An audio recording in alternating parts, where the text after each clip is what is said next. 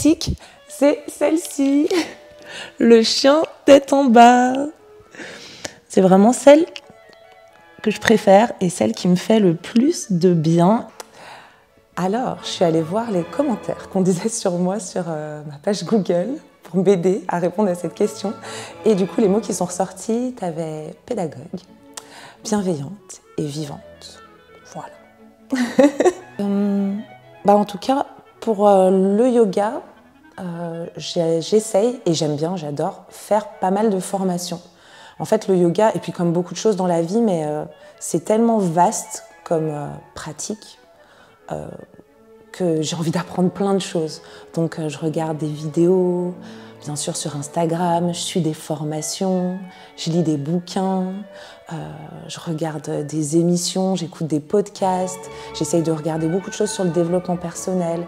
Je vais beaucoup en nature aussi, je suis une passionnée de montagne, de ski, d'escalade, de randonnée et les voyages aussi. Puis des gens, des sensations, des retours que les gens peuvent me faire.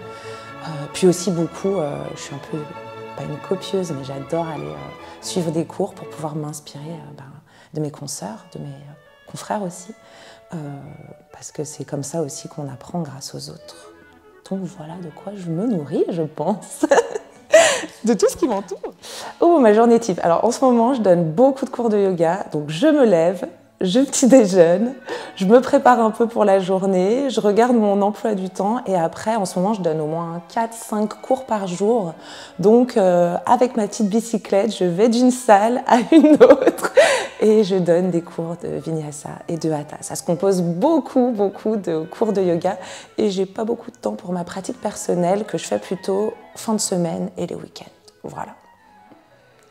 Et j'ai un petit rituel, en fait, comme je me déplace à vélo, entre mes cours, c'est mon petit bol d'air, d'être sur ma bicyclette. Et je m'écoute parfois un peu de musique, parfois des petits podcasts, ou sinon, je suis juste tranquille avec moi-même et je visualise en fait mon cours.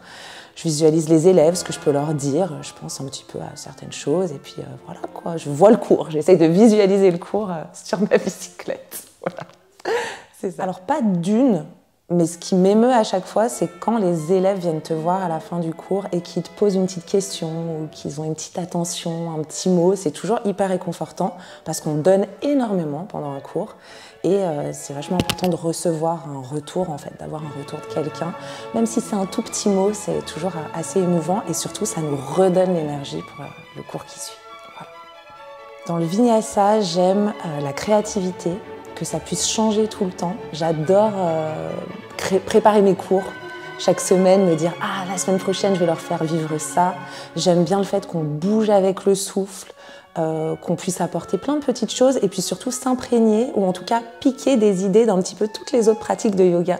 J'ai l'impression pour moi que le Vinyasa, c'est un peu le style de yoga dans lequel on peut aussi aller s'inspirer des autres styles, que ce soit le Hatha, le Yin, l'Ashtanga. Voilà. Moi, j'essaye de mettre de la créativité en tout cas dans mes cours et c'est ça que j'aime, le fait que ça change tout le temps et que ça puisse être fluide, que ça puisse être parfois doux, que ça puisse être plus dynamique, plus dans la force, qu'on puisse chercher plein de choses, plein d'énergies différentes selon les cours, selon les séances. Pour moi, c'est un cours où on va plus travailler dans la force. Justement, je disais que dans le Vinyasa, parfois, ça pouvait être hyper fluide. Dans le Sculpt Flow, j'aime bien refaire des postures à peu près à chaque séance, en fait, qu'il y ait des postures qui reviennent et on va travailler un petit peu plus dans le noyau du corps, mettre quelques exercices de pilates, pas mal de renforcement, se concentrer plus sur nos muscles, plus bouger aussi, on a moins de répit. On va moins facilement aller trouver des balasana, on va continuer vraiment tout le temps dans la force. Parfois, je mets aussi des exercices de HIIT. J'essaye de faire une fois par jour un petit quart d'heure de HIIT à la maison pour pouvoir intégrer des petits exercices un peu doux de HIIT où on va chercher un mouvement et un autre et on reste plusieurs fois dans le mouvement comme ça, un peu plus que dans le Vinyasa où on reste dans des flows, où on passe d'une posture à l'autre. Là, on va aller vers une posture, revenir. Aller un petit peu plus fort, revenir, voilà. Donc pour moi, on est plus dans le renforcement.